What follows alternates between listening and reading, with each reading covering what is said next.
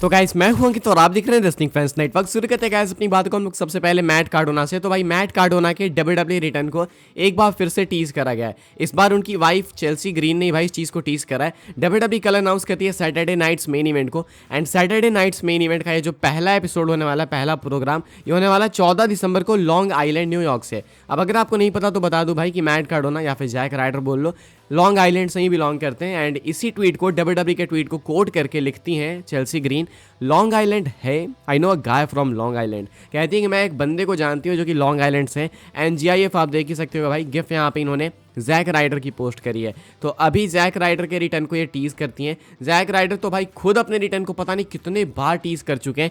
हर royal rumble में कुछ हो चाहे ना भाई, एक चीज़ तो पक्का होती है, वो ये है कि जैक राइडर अपने रिटर्न को टीज करते हैं। अब जब भी ये डब्ल्यूडब्ल्यूई के अंदर वापस आएंगे, आई बिलीव कि कोडी रोड्स की तरह ही इनका कमबैक होगा। कोडी रोड्स के लेवल पे तो जाना काफ़ी मुश्किल है, मैं नहीं कहूँगा, हो सकता है भाई कि चले भी जाए, किसने क्या देखा है, लेकिन मुश्किल उस लेवल पे जाना। लेकिन हाँ, जैक राइडर भी भाई कम नहीं होंगे। ये भी डब्ल्यूडब्ल्यूई से जाने के बाद अपने करियर में काफ़ी कुछ कर चुके हैं। अभी फिलहाल इंडिपेंडेंट सर्किट पे मैट कार्डोना काफ़ी पॉपुलर है। इनको IWC चैंपियन भी बोला जाता है, यानी कि ये इंटरनेट रेसलिंग कम्युनिटी के चैंपियन, ऐसा कुछ ऐसा है, खुद को एक्नॉलेज भी करते हैं। तो भाई अभी जो है जैक राइडर के रिटर्न को टीज करती है चेल्सी ग्रीन। पता नहीं भाई ये कब वापस आएंगे कब नहीं आएंगे, लेकिन I do believe 100% I believe कि डब्ल्यूडब्ल्यूई के अंदर वापस आएंगे। इनफैक्ट भाई फाइनल डेस्टिनेशन भाई सबके लिए डब्ल्यूडब्ल्यूई ही है, चाहे वो कहीं भी चला जाए, इंडी सर्किट, AEW, NJP, WTN है, कहीं भी एंड में घूम फिर के डब्ल्यूडब्ल्यूई के अंदर ही आना है। तो भाई जैक राइडर या फिर मैट कार्डोना बोल लो, ये भी डब्ल्यूडब्ल्यूई के अंदर वापस आएंगे ही। फिलहाल चेल्सी ग्रीन ने टीज करा इनके रिटर्न को सैटरडे नाइट्स मेन इवेंट के लिए। मैं इसे समझता हूँ भाई कि बस ऐसे मजे ले रही हैं, पोक कर रही हैं, मतलब ऐसे बस इंजॉय कर रही हैं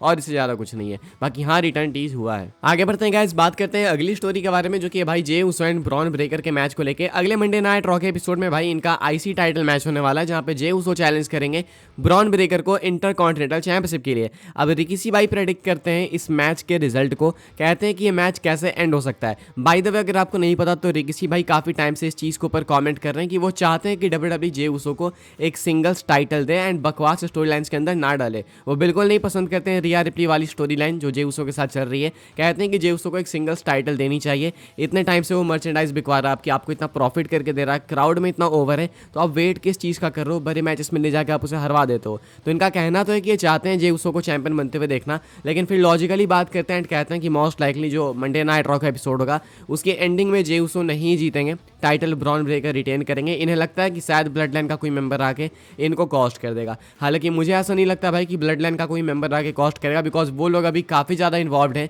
फिलहाल Roman Reigns and Cody Rhodes के साथ में। लेकिन हो भी सकता है भाई, बिकॉज धीरे धीरे हम लोग करीब पहुंच रहे हैं OG ब्लड लाइन के रियूनियन की तरफ, तो मे भी हो सकता है कि जे उसो को एक बार फिर से कोई ब्लड लाइन का मेंबर कॉस्ट कर दे। इससे पहले जब इनका IC टाइटल मैच हुआ था गुंथर के अगेंस्ट, तो वहाँ पे जिमी उसो आ गए थे कॉस्ट करने, लेकिन इस बार कौन करेगा वो देखना होगा। रिकी को लगता है कि टाइटल नहीं जीतेंगे Jey Uso because of some sort of interference. अब ये इंटरफेरेंस किसकी हो सकती है, कौन कर सकता है, वो आप गेस कर सकते हो कमेंट्स के अंदर। आगे बढ़ते हैं गाइस, बात करते हैं अगली स्टोरी के बारे में, जो कि सर्वाइवर सीरीज वॉर गेम्स के टिकट सेल्स को लेकर। तो भाई सर्वाइवर सीरीज होने में अभी टाइम है, लेकिन टिकट्स तो लोग ऐसे खरीद रहे हैं भाई जैसे कि अगले हफ्ते ही इवेंट होने वाला है। 2 दिनों के अंदर, 2 भी नहीं भाई, मुश्किल से 1.5 दिन के अंदर डब्ल्यूडब्ल्यूई ने 15,000 टिकट्स बेच डाले थे एंड टोटल कैपेसिटी भाई 17,000 कुछ की थी। अभी मैं आपको बताता हूँ, वापस से अपडेट आई निकल के सामने एंड बताया जा रहा है कि पिछले 4 दिनों के अंदर डब्ल्यूडब्ल्यूई ने 242 और एक्स्ट्रा टिकट्स बेचे।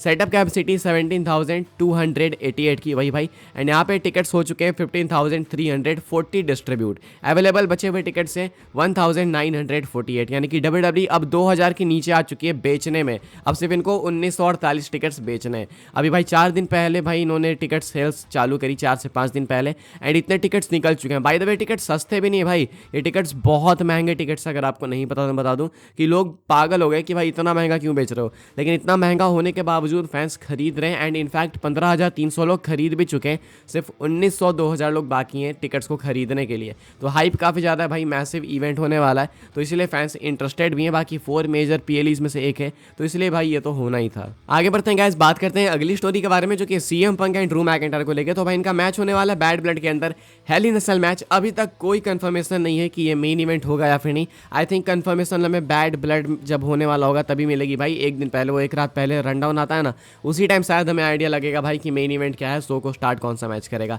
अब इनका मैच जो hello in a Cell match है बहुत मैसिव है, ये आखिरी मैच होने वाला है इनके फ्यूड के अंदर। लॉजिक की बात है, सिंपल सी बात है। तो अब ऐसे में डब्ल्यूडब्ल्यूई इनके इस मैच के लिए एक मेजर स्पॉट प्लान कर रही है, ऐसा कई सोर्सेस का मानना है। इवन सीएम पंक ने जो मंडे नाइट रॉ के अंदर कल प्रोमो कट करा वो एक काफ़ी सीरियस प्रोमो था एंड वो कहते हैं कि वो खुद को भी खत्म कर देंगे लेकिन साथ में मैकइंटायर को भी खत्म कर देंगे। तो ऐसे में सीएम पंक बिल्कुल तैयार है मैकइंटायर को खत्म करने के लिए। Same goes with McIntyre, McIntyre भी बिल्कुल तैयार है सीएम पंक को बर्बाद करने के लिए। तो क्या हम लोग एक्सपेक्ट कर सकते हैं एक massive hello in a cell spot? अब hello in a cell spot की मैं बात करूंगा भाई तो आपके दिमाग में वही 2-3 चीज़ें याद आएगी।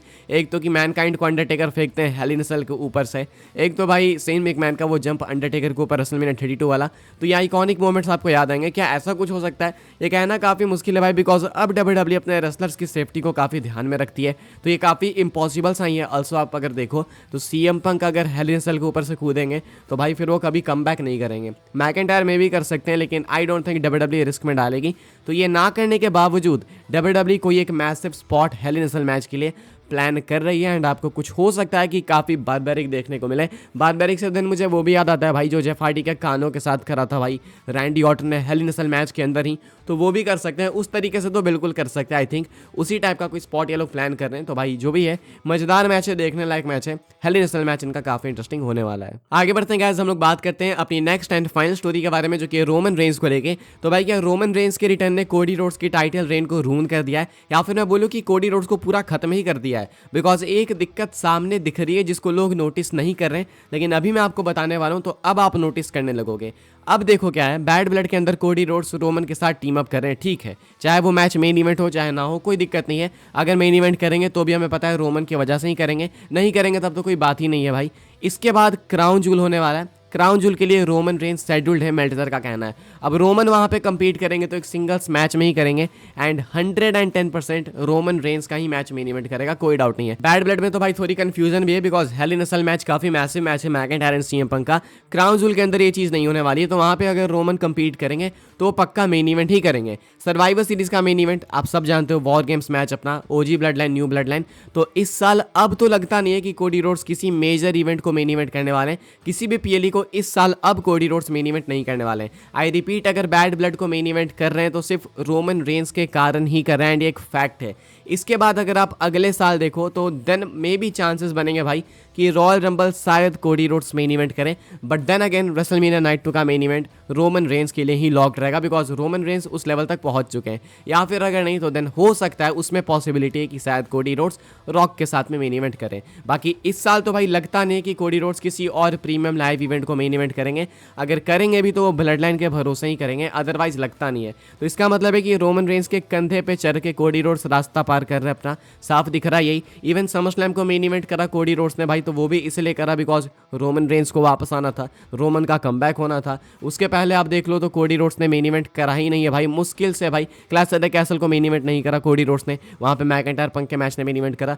तो अनडिस्प्यूटेड टाइटल जीतने के बाद कोडी रोड्स ने कचरा तो बहुत करा टाइटल का एंड फिलहाल ऐसा मानना जा रहा है कि रोमन रेंस के कमबैक के बाद कोडी रोड्स का और भी कचरा होने वाला है बिकॉज वो मेन इवेंट भी कर रहे हैं तो रोमन के भरोसे कर रहे हैं। अगर रोमन के भरोसे नहीं होंगे तो मेन इवेंट भी नहीं करेंगे। इस साल तो अब किसी भी पीएलई में मुश्किल से ही ये मेन इवेंट करने वाले हैं अनडिस्प्यूटेड चैंपियन होने के बावजूद। फिलहाल भाई इस वीडियो के लिए बस यही सारी अपडेट्स थी। आई होप्स आपको इन्फॉर्मेशन मिली हो तो वीडियो को लाइक करें, शेयर करें, सब्सक्राइब करें चैनल को ताकि आने वाले टाइम के अंदर आपको और भी सही डब्ल्यूडब्ल्यूई की news updates time to time जानने को मिलते रहे।